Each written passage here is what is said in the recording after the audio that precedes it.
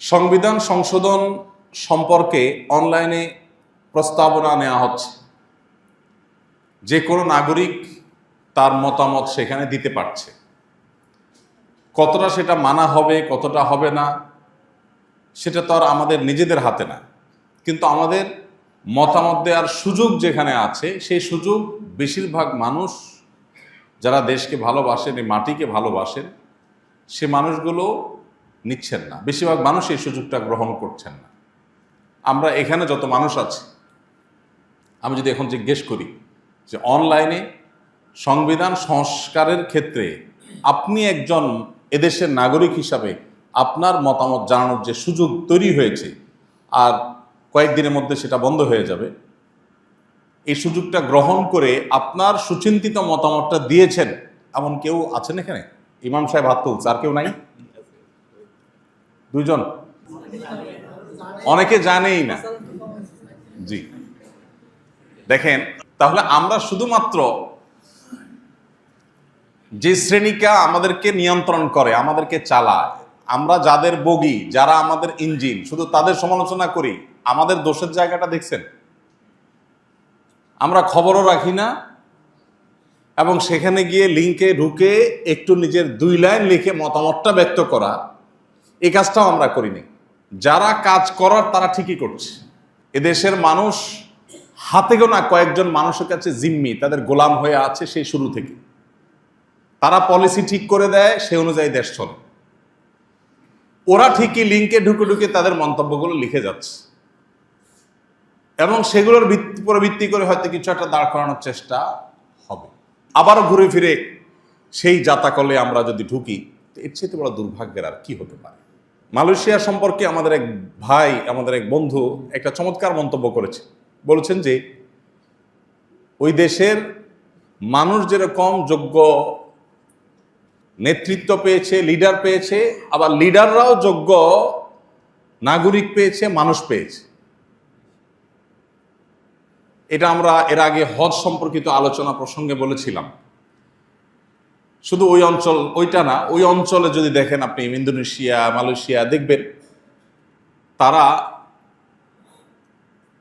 নেতা হিসাবে, নেতারা যেরকম তাদের পারফরমেন্সকে সেভাবে করার চেষ্টা করেন, নাগরিকরা অনুসারী হিসাবে, দেশের সাধারণ নাগরিক হিসাবে, মানুষ হিসাবে তারাও দায়িত্বশীল আচরণ করে। এই উভয়ের প্রচেষ্টার মধ্য দিয়ে কিন্তু তারা এগিয়েছে। আমাদের নাগরিক হিসাবে যে আমাদের কমন দায়িত্বগুলো আছে, সেগুলো আমরা বেশিরভাগ ক্ষেত্রে পালন করতে চাই না। রাস্তাঘাট নষ্ট করা থেকে নিয়ে, আইন শৃঙ্খলা ভঙ্গ করা থেকে নিয়ে, ডিসিপ্লিন ধ্বংস করা থেকে নিয়ে, যা খুশিতা করা থেকে নিয়ে, সুযোগের অভাবে আমরা অনেকেই সৎ। সুযোগ পাইলে আমাদের অনেকেরই আসল রূপ বের হয়ে আসবে। অমুক সরকারি কর্মকর্তা অত টাকা বানাইছে, অমুকে দুর্নীতি করছে, অমুক মামুখালু করেছে। আমাদের অনেককে যদি ওই চেয়ারে বসায় দেওয়া হয়, তাহলে দেখা যাবে যে আমরা কতটা সৎ। তো আমাদের উচিত হলো এই নতুন সময়ে তওবা করা, এবং নিজেদের উচিত হলো মেরুদণ্ডটাকে সোজা করা। আমাদেরকে নিয়ে বিদেশিরা যে খেলে, এই খেলাটা বোঝার জন্য এখন আর পণ্ডিত হওয়ার প্রয়োজন নাই। একটু বিবেক বুদ্ধি খরচ করলে দেখা যাবে, বোঝা যাবে, আঁচ করা যাবে, উপলব্ধি করা যাবে, অনুমান করা যাবে যে কিভাবে আমাদেরকে নিয়ে বিদেশিরা খেলে। কিছু লোন দেয় আর কিছু শর্ত দেয়, যে শর্তের সাথে লোনের কোনো সম্পর্ক নেই। এই সমাজকে তাদের মতো করে কলোনি বানিয়ে রাখার জন্য যা যা দরকার সেগুলো তারা ব্যবস্থা করে। কারণ আমরা দুর্বল। আমরা যদি আজ শক্তিশালী থাকতাম, তাহলে সেক্ষেত্রে তারা এই সুযোগটা পেত না।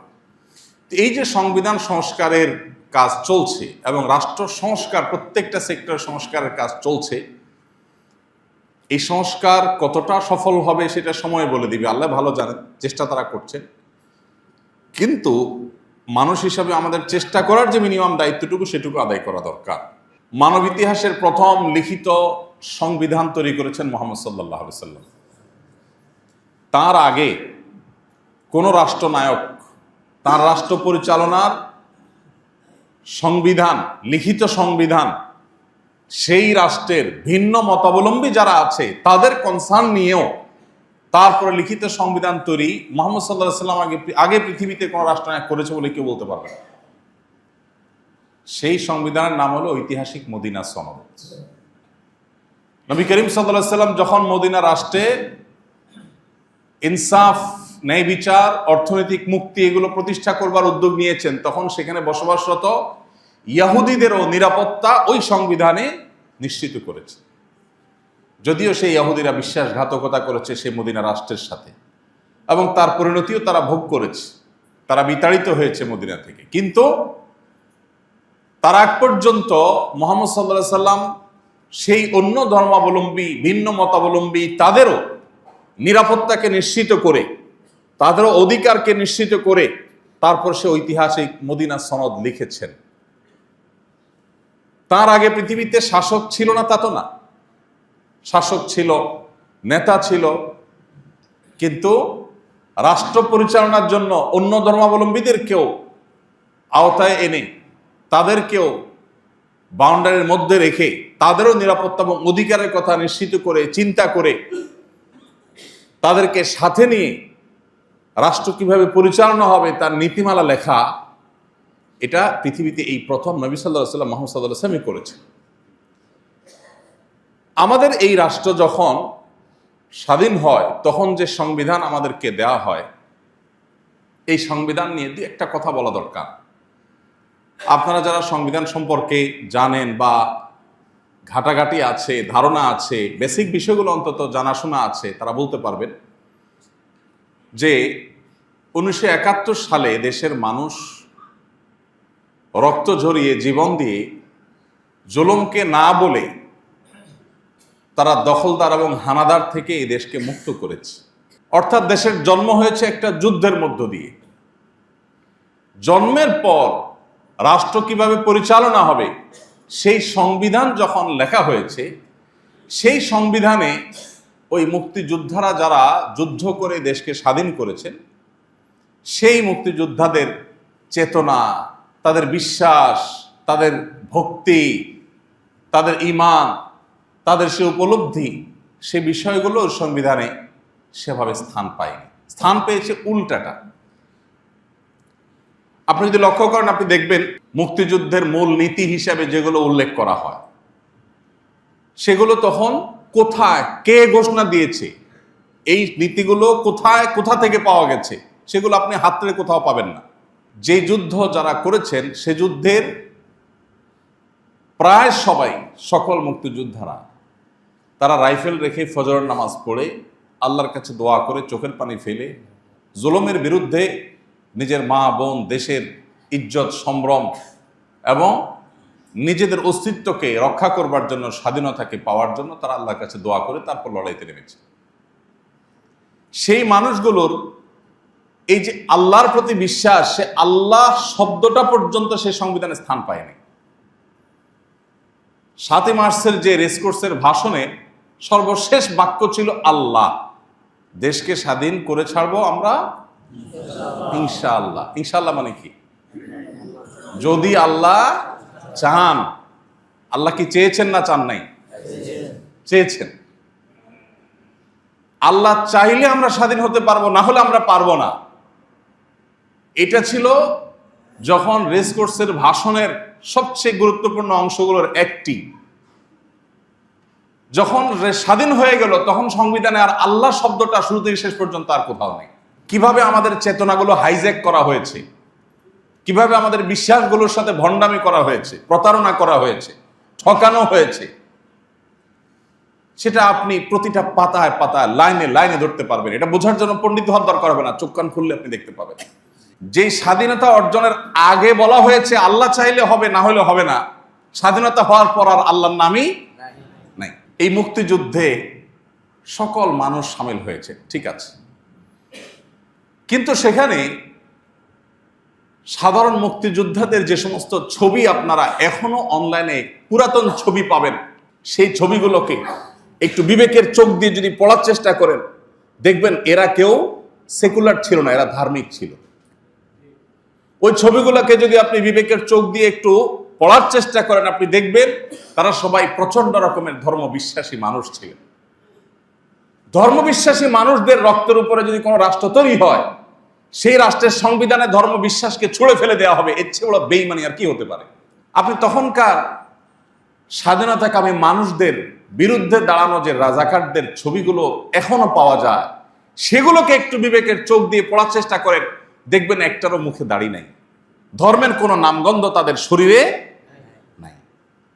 কিন্তু সেই রাজাকারের চরিত্রে দাঁড় করানো হয় এখন সাদা শুভ্র দাড়ি বিশিষ্ট ধার্মিক মানুষগুলোকে। মুক্তিযুদ্ধকে দাঁড় করানো হয় ইসলামের বিরুদ্ধে, আর মুক্তিযুদ্ধের বিরোধীদের ওখানে দাঁড় করানো হয় ইসলামকে এবং মুসলমানদেরকে। অথচ ঘটেছে তার উল্টা। তো এইভাবে আমাদেরকে প্রতারিত করা হয়েছে, এভাবে আমাদেরকে ঠকানো হয়েছে।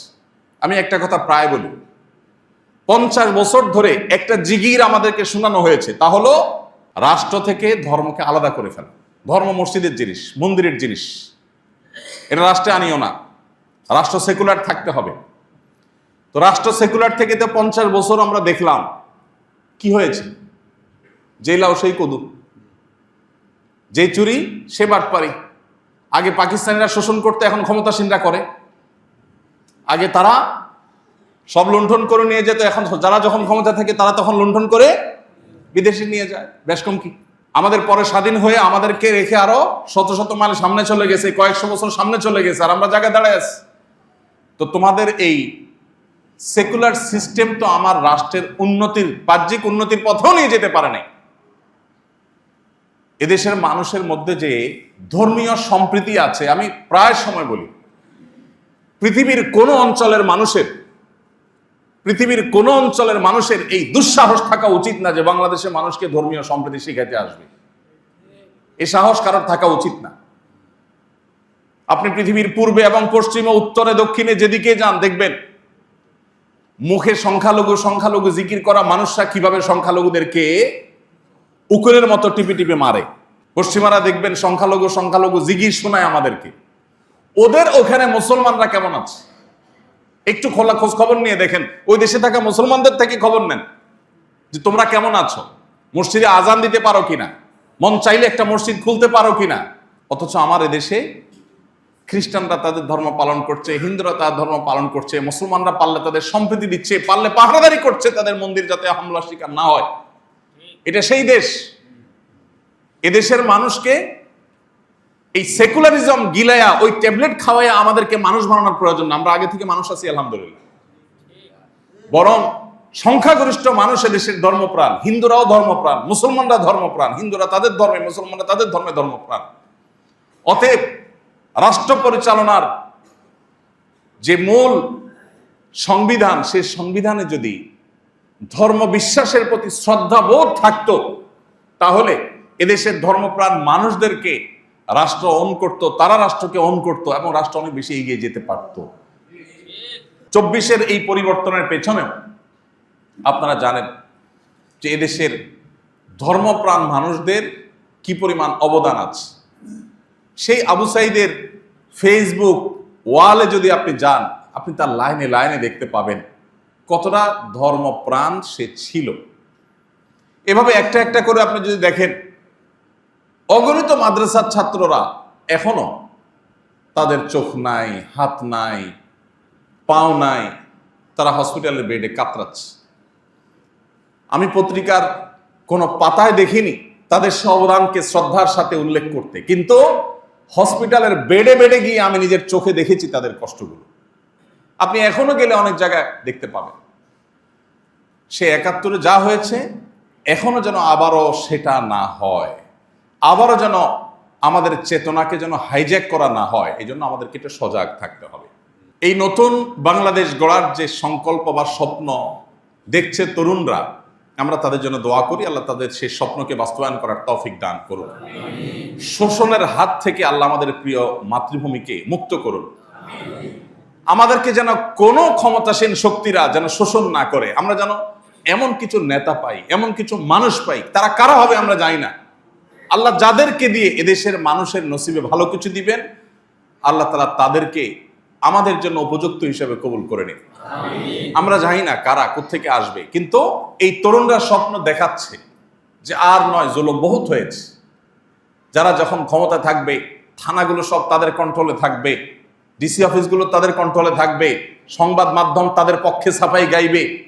এই তেল মারামারি বহুকাল চলেছে এদেশে, এদেশকে ধ্বংস করেছে এরা। আমরা প্রকৃত বাস্তবতাকে তুলে আনতে চাই। এই জন্য এই নতুন বাংলাদেশ গড়ার ক্ষেত্রে বিশেষ করে আমি যেটা বলেছিলাম, সামান্য কিছু মানুষ যারা 1%ও না, এদেশে রাষ্ট্র থেকে ধর্মকে আলাদা করে ফেলা হোক, রাষ্ট্র থেকে ধর্মকে দূরে ফেলা হোক, এই বিশ্বাসে এদেশের কত 50% মানুষ আছে? 10%? একটা অবাক করা বিষয় কি জানেন? এই জনগণের চেতনা বলে জিগির করা পাবলিককে যদি বলেন যে একটা গণভোট দেন, এরা মরে যাবে, কোনোদিন গণভোট দিবে না। কারণ গণভোট দিলে এরা জানে যে এদেশের ধর্ম, বর্ণ, দল, মত নির্বিশেষে সকল মানুষই ধার্মিক। এদেশে হিন্দুরাও ধার্মিক, মুসলমানরাও ধার্মিক। ধর্ম বিযুক্ত বা ধর্ম মুক্ত সংবিধান, এটা এদেশের মানুষ চায় না। আমরা শুধুমাত্র মুসলমানদের কথা বলছি না, আমরা বলতে চাই যে আমাদের সংবিধানে এমন কোন ধারা, উপধারা যদি থাকে যেটা এদেশের মানুষের ধর্মীয় এবং সামাজিক মূল্যবোধের পরিপন্থী, তাহলে সেটা অটোমেটিক বাতিল হতে হবে। এই যে ধর্মীয় মূল্যবোধের পরিপন্থী হলে বাতিলের কথা বলেছি, এখানে আমি ইসলামিক মূল্যবোধ শুধু বলিনি। কোন ধর্মের মানুষের ধর্মীয়, এদেশে যত ধর্মের মানুষ বসবাস করে, কোন ধর্মের মানুষের ধর্মীয় মূল্যবোধ পরিপন্থী কোনো কিছু বাস্তবায়ন থাকতে পারবে না। কোনো আইন হতে পারবে না যে আইন কোন ধর্মের ধর্মীয় মূল্যবোধের পরিপন্থী। ঠিক একইভাবে পশ্চিমা সহ পৃথিবীতে যে সমস্ত মোড়ল অঞ্চলগুলো আমাদেরকে তাদের দাস বানায় রাখতে চায়, কিছু লোন দিয়ে, কিছু ধার দেনা দিয়ে, কিছু আইডিয়া দিয়ে, কিছু টেকনোলজি দিয়ে তারা আমাদেরকে গোলাম বানাতে চায়, তাদের গোলামির ফাঁদে যেন আমরা পা না বাড়াই, এই বিষয়গুলো নিশ্চিত করতে হবে। সংবিধানটাকে সেভাবে তৈরি করতে হবে এবং এটার জন্য সুনির্দিষ্ট প্রস্তাবনা ইতোমধ্যে অনেকেই দিয়েছেন, আলহামদুলিল্লাহ।